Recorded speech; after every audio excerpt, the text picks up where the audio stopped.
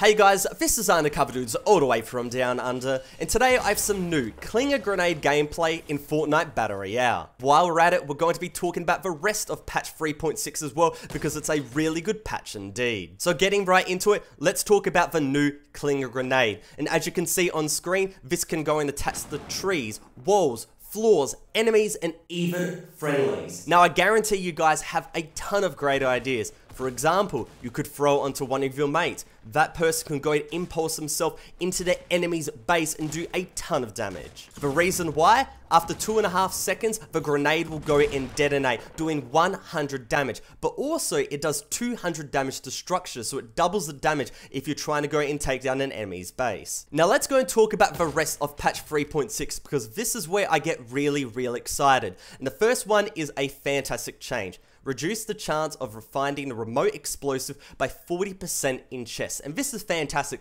because all the time you've been trying to go and get actual good weapons, and then you go and get this, I wouldn't say garbage remote explosive, but there's many other weapons you would like instead. 40% less chance you're going to pick this up. Now the second one is where I get really excited because they went and buffed the minigun. They increased the accuracy by 10%. They decreased the recoil by 10%, and they increased the damage by 2 on both the epic and the legendary. I already love the minigun, and now it's even better than ever, and I'm going to be picking this gun up more and more in Fortnite Battle Royale. Moving down the list, greatly improved hit registration of long-range sniper rifle and crossbow projectiles. Thank you, Epic Games. Thank you. Hit reg has been off. You guys have noticed it. I have gone and noticed it. So this change is definitely welcome. Now we move on to something where I'm scratching my head a little bit. I'm thinking, Epic, why have you gone and done this? And this is with the new Port of 4 adjustment. So as we all know from watching Alia, Muzelk, and basically every other Fortnite YouTuber, if you go and bounce off the tires, no matter how high you are in the ground, you will not go and take fall damage. And it was a really risky thing to go and put a Port of 4 in a very high position, but it can go and actually help you out quite a lot. So what Epic's gone and done, they said, okay, bounce off the tires, all you will, but you will go and take damage now. And quite a few people are a little bit sad about this and actually a little bit angry. Now, when rocket riding was really popular, everybody said, okay, it was an exploit, but it was really cool. So Epic went and kept it in the game. And I thought they would go and do the same for this. Yes, it's a bit of an exploit. Yes, it's working around the rules of the game,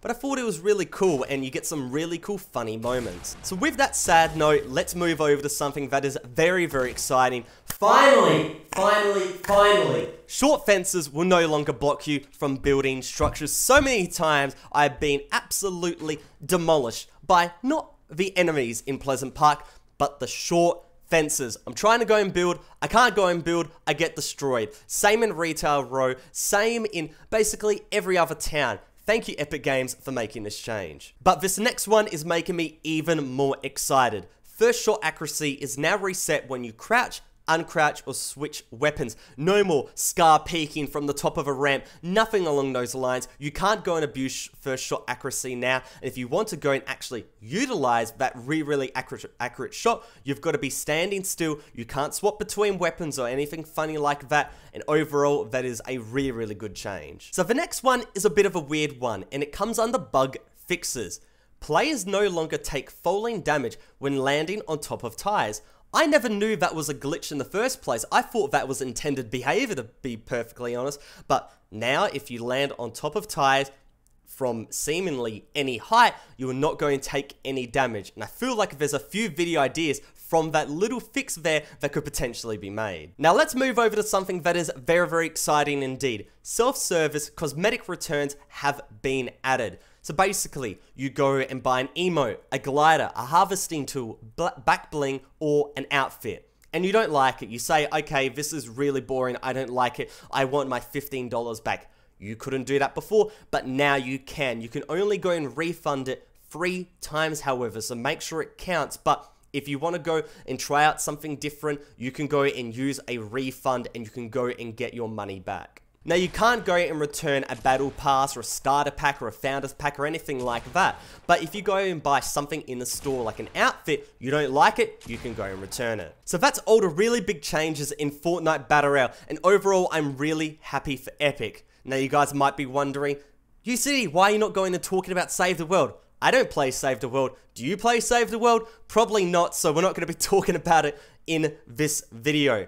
But hopefully you guys enjoyed this breakdown. Hopefully you guys enjoyed the gameplay. But other than that, it's Undercover Dudes, all the way from down under, out.